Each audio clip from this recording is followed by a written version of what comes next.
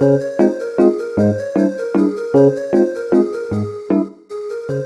안녕. 시작이 항상 어색하네. 그 단어를 어떻게 공부해야 되는지 질문이 들어와가지고 또 이제 답변 영상을 찍게 됐는데, 이렇게 한번 생각을 해볼게요. 보통 학생들이 암기를 한다고 하면은 이렇게 좀 쓰면서 외우는 거를 많이 생각을 한단 말이야. 근데 나중에 그게 한 3,000개, 4,000개 쌓였을 때도 쓰면서 내가 공부를 할 수 있느냐를 생각을 해보면 사실 그게 쉽지가 않거든요. 이미 누적 개수가 3, 4천 개인데 그거를 또 써가지고 외우고 확인한다는 것 자체가 굉장히 시간 가성비가 안 나오기 때문에 가급적이면 눈으로 보고 발음 뜻 하면서 암기하는 방향으로 공부를 하는 것이 훨씬 더 유익하고, 그런 부분에 있어서 좀 훈련이 되어줘야 되니까 아무래도 하루에 암기하는 양을 데일리 점수에 너무 집착하지 마시고 한 50개에서 80개 정도로 끊으세요. 그래서 그 정도를 꾸준히 봤을 때 다음날 확인했더니 까먹는 개수가 10% 미만이다. 그럼 그럴 때 10개 늘리고, 막 100개씩 늘리지 말고 10개 늘리고, 또 그렇게 외웠더니 괜찮아. 그럼 또 10개 늘리고 해서, 저도 그랬지만 하루에 한 100개에서 150개 사이를 왔다 갔다 할 수 있는 분량으로, 컨디션에 따라서 그렇게 꾸준히만 외워줘도 충분하더라고요. 그래서 어휘가 모자랄 때 벼락치기로 뭘 막 많이 외운다고 갑자기 해결되는 게 아니기 때문에 일단은 일정한 양을 1년 동안 꾸준히 보는 것, 그것이 제일 중요하고,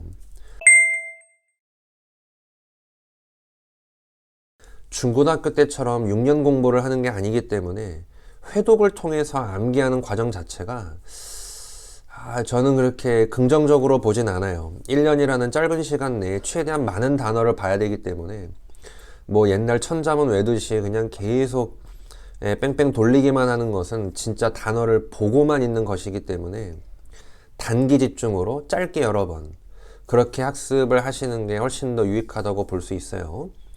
다만 이제 그 암기가 들어갈 때 옆 사람이 내 발음을 듣는 게 아니기 때문에 뭐 책을 그대로 놓고 외우셔도 되고, 노트에다가 자기 손글씨로 옮겨도 되고, 발음뜻 하면서 뭐 한 10분에 10개부터 출발을 해보는 거죠. 그래서 발음뜻, 어벤던, 포기하다, 뭐 이런 식으로 발음뜻 연습을 해보는 거지.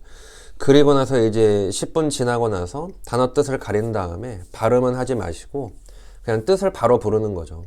그래서 그런 과정으로 짧게 여러 번 나눠서 외우는 과정으로 가셔야지, 막 20분, 1시간씩 계속 보고 있다고 암기력이 좋아지는 게 아니기 때문에 짧게 여러 번, 그리고 일정 개수를 꾸준히, 요 패턴을 지켜주는 게 어휘를 암기하는 방식에 있어서 훨씬 더 건설적으로 다가갈 수 있는 방법이다 라고 볼 수 있겠고, 어근 접두어는 저도 거기에 대해서 그렇게 딱히 긍정적이진 않아요. 사실 우리의 지적 호기심을 해결하기 위해서는 좋을 수 있는데, 예를 들어서 invaluable는 매우 귀중한인데 inexpensive는 값싼 하찮은이잖아요. 그럼 접두하고 어근 자체가 일관되게 적용되는 것이 아닌데, 그거를 공부를 한다는 것이 내 마음의 안정은 될 수 있어, 사실. 그리고 나도 뭐 이제 학생들 불안하게 흔들 것 같으면은 이거 모르면 못 읽어 막 이런 식으로 얘기는 할 것 같은데, 결과론적으로 봤을 때 뭐 그거를 꼭 알아야지 단어가 외워지고 단어에 대해서 제대로 공부하는 건 아니잖아요. 그러니까 어근접두어는 알면 내 뭐 지적인 호기심이 해결이 되고, 가끔 가다가 까다로운 단어 하나 정도는 뭐 날로 먹을 수 있는데, 차라리 그렇게 일반화시킬 수 없는 구조라면 그 단어의 예문을 보는 게 훨씬 좋아요. 응? 예문을 보고 들어가는 것이 훨씬 암기에 도움이 되니까 굳이 어근 접두어 쪽은 손대지 않으셔도 크게 문제가 안 된다. 왜냐면 그걸 시험에서 묻지 않으니까. 그래서 그런 부분도 참고하시면 될 것 같고, 저는 학생 때 단어장을 따로 보지 않고 찾아서 외웠기 때문에 가만히 공부를 해보니까 단어장에 내가 모르는 것만 모아놓은 게 아니더라고요. 하다 보면은 이미 봤던 거 배웠던 거 쭉 외워서 다져지는 느낌은 있는데 모르는 단어는 계속 나오거든. 근데 그 이유가 그 책에는 내가 모르는 것만 들어있지 않다는 거예요.